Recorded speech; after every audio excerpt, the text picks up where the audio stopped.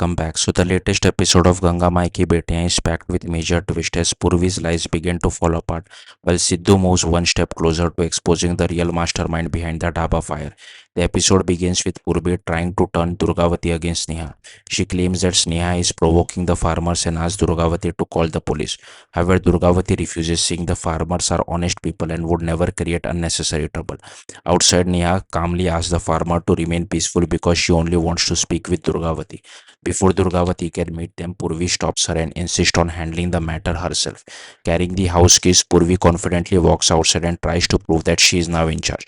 But Sneha refuses to back down. She reminds everyone that the farmers have only come seeking justice because their land has mysteriously disappeared. The farmers fear they will lose everything if the land is sold. Purvi denies the allegation, but Sneha demands that she immediately produce the land documents. Unable to answer, Purvi asks everyone to leave and even threatens to call the police. Before leaving, Sneha gives Purvi just 24 hours to produce the paper and compensate the farmer. Later, Durgavati questions Purvi about the missing document. Purvi keeps asking for trust, but Bhavani begins warning Durgavati that Purvi may not be as innocent as she appears.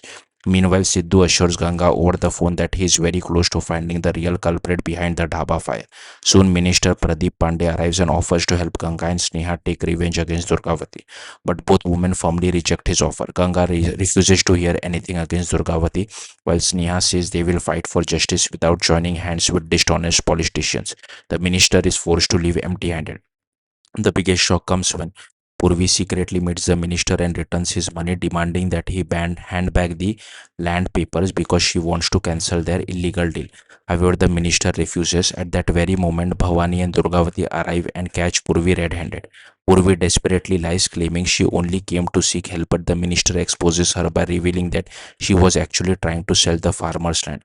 Just when the situation becomes worse, Amarnath arrives with good news. He announces that he has successfully recovered the land documents from the builder thanks to Sneha's help. Durgavati is furious after learning the truth. She scolds Purvi for betraying everyone's trust and promises the farmers that she will correct every mistake.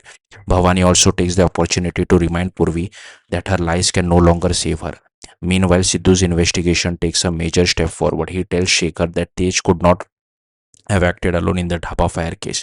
Then a constable reveals that a mysterious woman disguised as a lawyer recently visited Tej in jail and created a huge scene. Sidhu immediately realizes this unknown woman could be the real mastermind. Determined to uncover her identity, he vows that once they find her, the entire conspiracy behind the Dhaba fire will finally be exposed. With Purvi's secret coming out and Sidhu closing in on the real culprit, the stage is set for explosive revelations in the upcoming episode. Thank you for watching. Bye.